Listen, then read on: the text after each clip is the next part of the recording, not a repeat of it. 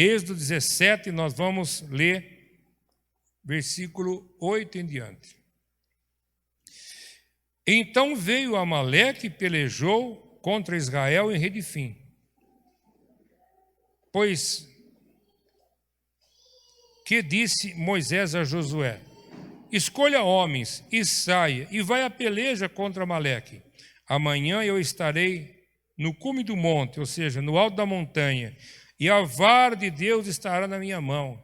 Então Josué fez como Moisés lhe tinha ordenado, pelejando contra Amaleque. Mas Moisés e Araão e Ur subiram ao cume do outeiro.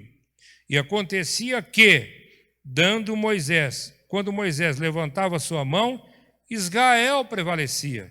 Mas quando ele abaixava sua mão, Amaleque prevalecia. Porém, as mãos de Moisés eram pesadas. Por isso, tomaram uma pedra e puseram debaixo dele, para se assentar-se sobre ela. E Araão e Ur sustentaram as suas mãos, um de um lado e o outro do outro. Assim ficaram com as mãos firmes até que o sol se pôs. E assim Josué desfez a Amaleque e o seu povo ao fio da espada. Pai querido, perdoa nossos pecados e fala o que nós precisamos ouvir. Que o Senhor abençoe a tua igreja e a tua vontade seja feita em nome de Jesus. Amém. Pode se sentar. Meu querido irmãos, nós temos que voltar um pouquinho aqui ainda no capítulo 17 para a gente entender o que estava acontecendo. O povo de Deus, ele sai do Egito e ele vai caminhar no deserto em busca da terra prometida. Caminho que poderia ser de 90 dias. Eles demoraram quase 40 anos. Mas se você perguntar por que demoraram tanto, então, é porque eles murmuravam no caminho, e pior, eles murmuravam contra Moisés e sentiam saudade do Egito. Moisés foi lá e tirou com mão forte os hebreus do cativeiro, atravessou o Mar Vermelho, e todas as vezes que o povo murmurava, ele atrasava a própria vitória. A ponto de Deus não permitir que ninguém daquele povo entrasse em Canaã, a não ser Josué e Calebe. Todos aqueles que saíram morreram no deserto. Os que entraram eram pessoas que nasceram no deserto, pessoas remanescentes. O que eu aprendo com isso? Deus é rápido. É rápido, não é? É nós que atrasamos a bênção. E como é que nós atrasamos? De várias maneiras. Não querendo ouvir a voz dele, não querendo mudar o que tem que ser mudado, não querendo perdoar as pessoas que nos ofenderam, que nós devemos perdão. E muitas vezes, irmãos, murmurando e pondo defeito nas coisas que estão do nosso lado. Moisés sai do deserto, atravessa o Mar Vermelho, e eles estão reclamando. Eles passam o Mar Vermelho, o exército de Faraó vem pelo meio do mar, pelo mesmo caminho, o povo reclamando. Moisés fecha o mar, o exército de Faraó morre, eles estão livres daquela praga, mas eles reclamam. Moisés leva eles para beber água em Mara, mas a água está envenenada. Eles reclamam. Aí Moisés corta uma água, joga na água. A água se torna doce, saudável. Eles bebem, enchem os odres. E vão então agora, para um outro lugar que tem 12 fontes, 70 palmeiras, que são proféticos, 12 tribos de Israel, e o sinédrio, que são formados por 70 senadores, do qual nós encontramos aí até os dias de Jesus. Eles vão ali, eles passam um tempo, naquele momento Jétro instrui Moisés a criar esse senado, esses 70 sábios, para ajudar a julgar as causas pequenas, ele fica só com as grandes, e eles vão caminhar. Lá na frente o povo tem sede. E o povo tem sede e faz justamente o que não devia de fazer. Reclama, pragueja, e pior, eles praguejam, deixa bravo, irado, quem Deus usou para tirar ele do deserto. Ora, irmãos, amanhã você vai precisar de bênção. Na terça-feira também. Na quarta também. Na quinta também. Nós vamos precisar de saúde, nós vamos precisar de comida no armário, nós vamos precisar de mistura na geladeira, dinheiro para pagar nossas contas, saúde para fazer tudo isso e principalmente saúde mental para suportar essa guerra ideológica que a gente vê por aí. Todos os dias nós vamos precisar de Jesus, por isso a palavra diz, lança sobre ele as suas necessidades, a sua ansiedade, os seus projetos, os seus sonhos, porque Deus sim tem cuidado de nós. Mas eles murmuram, porque não tem água. Agora, o que eles deveriam de fazer? Chegar no seu líder e dizer, Moisés, bebemos água em Mara, bebemos água onde tinha 70 fontes e agora nós estamos com sede. O senhor pode resolver isso para nós? Irmão, você pode ter certeza, quase 100% das pessoas que chegam para mim e pedem para mim orar, eu oro e Deus abençoa. Quem é testemunha, dê um glória a Deus aí. Ô irmãos, com todo o prazer o pastor vai orar por você. Nós não estamos fazendo visita porque não pode, a gente só faz quando pede e a gente sabe que agora não tem mais aquele risco, mas a gente tem o prazer de pegar o carro, ir lá no mato e orar por você. Mas o que aconteceu com eles, irmãos? Murmurando e pondo a culpa em Moisés. Moisés é aquele homem que vem, que desce da montanha, depois de falar com Deus e o rosto brilha. Ele desce com a palavra-chave, ele fala para os anciões e eles reconhecem que ele é o libertador de Israel. Ele pega o cajado e transforma numa serpente. A serpente dele come a serpente dos feiticeiros. Ele pega a ponta do cajado e coloca na água do rio Nilo e se transforma em sangue. E com aquele cajado, ele faz maravilhas e coloca o povo a salvo a caminho da terra prometida. Será que esse homem merece crítica? Será que esse homem merece murmuração? Será que esse homem tem culpa? E Moisés ficou bravo, irado e com raiva. Você vai falar assim, mas Moisés não... Irmãos, todo ser humano sente raiva. O problema é se nós vamos ficar com ela ou só vamos descartar. É impossível um ser humano viver em cima da terra e não ficar irado. Não tem como. Mas a Bíblia diz assim, quando você estiver com raiva, Ed Carlos, irado, antes do sol se pôr, vamos limpar o nosso coração. Em nome de Jesus Cristo. E Moisés foi lá e falou com a rocha. Irado como ele estava, ele bate na rocha e a rocha dá água. Aquele lugar chamava Refidim, que quer dizer provação. Irmãos, quando você tem uma dificuldade, uma tribulação, e ela não é uma provação, Deus te dá a resposta. Mas quando Deus te dá uma prova, Ele dá a pergunta, mas Ele não dá a resposta. Quem estudou sabe do que eu estou falando. Eu estudei e eu sei como é que é. Eu sou daquele tempo que a gente levava na escola o papel ao maço, copiava as perguntas da lousa para depois responder. E depois veio o mimeógrafo. E depois veio, a fotocópia. Mas as perguntas vinham, mas não vinha a resposta. As respostas era eu que tinha que dar. Era eu que tinha que exercitar. Eu tinha que colocar ali os conhecimentos que a professora tinha doutrinado durante aquele mês. Você está aqui na igreja hoje. Você vai ter escola dominical terça-feira. Você conhece a palavra de Deus. Você tem Bíblia na tua casa. Você tem joelho para dobrar. Você tem boca para orar. E além das tribulações desse mundo, das lutas que nós temos, das doenças, muitas vezes Deus vai fazer com que você passe por uma prova. E a prova não é para te reprovar, é para te promover. Cada vez que eu tirava nota na prova, a intenção da professora era me promover para o ano seguinte.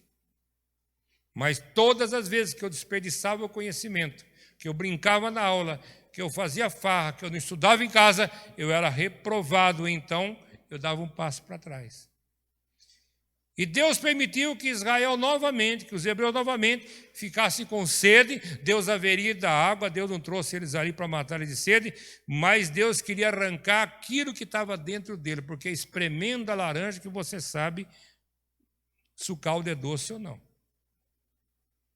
E fatalmente todos os cristãos, eles vão passar por provas para mostrar a essência que tem lá dentro. Porque muita gente pensa que a igreja é só lugar de receber. Não, a igreja é lugar de você aprender. Igreja é lugar de você ser doutrinado. Igreja é lugar de você também se dar. Está entendendo, irmãos? Tudo que Jesus tinha que fazer por você, Ele já fez. Agora, nada vai descer do céu que você não provoque antes. Para descer uma bênção, sua oração. Para descer prosperidade, seus dízimos e ofertas. É assim que funciona. Para você ter os seus pecados perdoados, você tem que perdoar até o seu pior inimigo. Está lá no Pai Nosso. E eles foram reprovados nessa prova. Deus deu água, mas eles foram reprovados.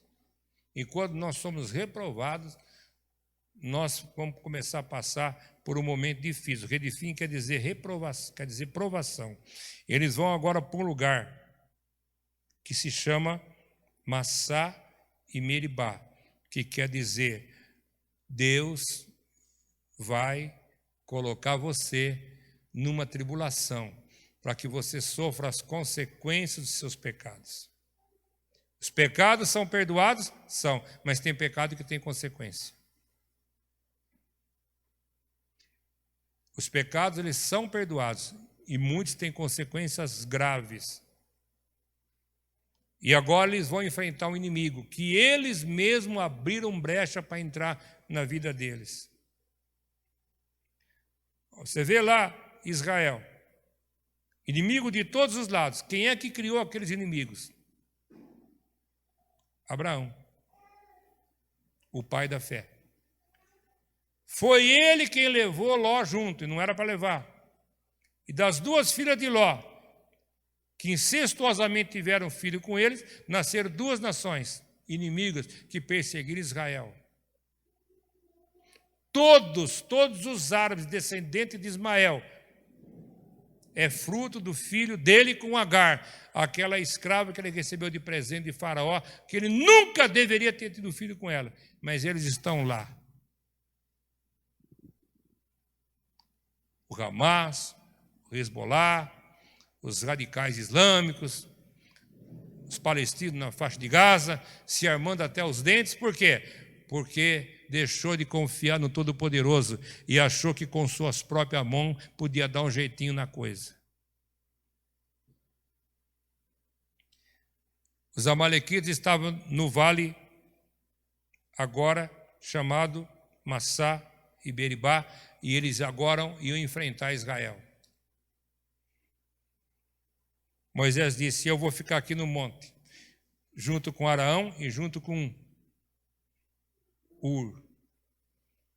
E você, Josué, pega o soldado e vai lá. Enquanto você guerreia, eu oro. Enquanto você guerreia, eu busco a Deus. Enquanto você está guerreando, nós estamos aqui intercedendo por você. Dá uma glória a Deus. Irmãos, presta atenção. Quem é ovelha aqui, dá um aleluia, um glória a Deus. Manifesta aí. Se você é ovelha, você precisa de pastor. Porque o pastor é aquele que vai se colocar entre você e Deus e orar para você enquanto você trabalha. Vai orar para você enquanto você está numa mesa de cirurgia. É Ele que vai orar para você quando você está numa tribulação no Tribunal de Justiça. É Ele que vai orar para você interceder diante de Deus naquelas causas que você talvez não tenha nem força de orar. Ou então a situação é tão confusa que você não sabe como desembaralhar aquele novelo de coisa embaralhada. E vocês sabem a importância de ter um pastor. O meu pastor é o pastor Toninho, presidente do Conselho Estadual de Diretores, e o pastor Mário de Oliveira, que vocês viram aí, que é presidente do Conselho Nacional. E vocês têm um privilégio de ter um pastor bem pertinho de você, que mora na própria cidade. Bem acessível no telefone, no WhatsApp, no Facebook. A hora que você precisar, você vai ter alguém que está lá no cima do monte, orando por você, para que Deus possa dar vitória nas suas causas. Ele levou 2 pessoas com ele. Levou aqui Araão, que quer dizer elevado, quer dizer cargo, quer dizer oficial. Araão representava ali todos os levitas, aqueles que trabalhavam no serviço do tabernáculo, que trabalhavam com o serviçal da igreja naquela época, que se chamava tabernáculo.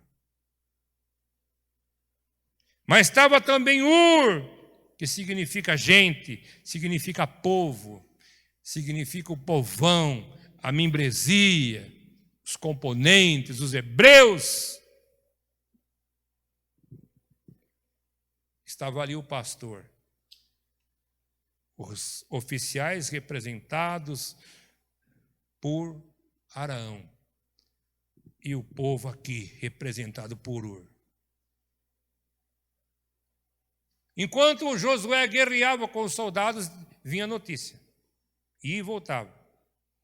E eles perceberam que Moisés levantando a mão, com a vara de Deus aqui na mão direita, quando a mão estava levantada, Israel prevalecia. Mas de repente as mãos de Moisés eram pesadas, e elas começavam a pesar. Uma vida de 40 anos de pastor de ovelhas, já estava com 80 anos agora, ali no deserto, elas começavam a baixar, e quando as mãos abaixavam, os amalequitas prevaleciam. E alguém teve uma ideia de notar isso daí. Se o pastor dele estiver cansado, se o pastor dele estiver esgotado, se o pastor dele estiver estressado, se ele não tiver força para sustentar as mãos para cima, o povo inteiro vai perecer na mão do inimigo. Então alguém teve uma ideia, nós vamos colocar uma pedra aqui, uma pedra lá, Moisés no meio, e desse lado vai assentar Araão representando os levitas, os oficiais, aqueles que têm cargo, e desse lado vai assentar Ur, aquele que representa o povo, a membresia, os dizimistas, aqueles que estão no culto, aqueles que tocam, cantam, os diáconos, a diretoria, os pastores auxiliares, os presidentes de grupo com sua diretoria desse lado, mas aquele povão, aquele que canta, que dança, desse lado aqui. E disse: nós vamos segurar as mãos de Moisés, nós vamos sustentar as mãos dele para que elas fiquem para cima. E assim fizeram, até que os amalequitas foram destruídos ao fio da espada. Mas eu quero permanecer em cima do monte, com as mãos levantadas, para que você tenha vitória na tua casa, tenha vitória no teu emprego, para que quando você for passar por uma cirurgia, eu esteja lá em cima do monte com as mãos levantadas. Quando você estiver trabalhando a construção, continue aqui para a honra e glória de Jesus Cristo. Preciso, irmãos, de pessoas como Araão e como Ur. E se você estiver disposto, nós vamos ser abençoados em nome de Jesus. Fica de pé. Que o Senhor te abençoe e te guarde, e que o Senhor faça resplandecer sobre ti o teu rosto. Que o Senhor tenha misericórdia de ti, e que o Senhor sobre ti levante o teu rosto e te dê a paz, em nome de Jesus. Amém.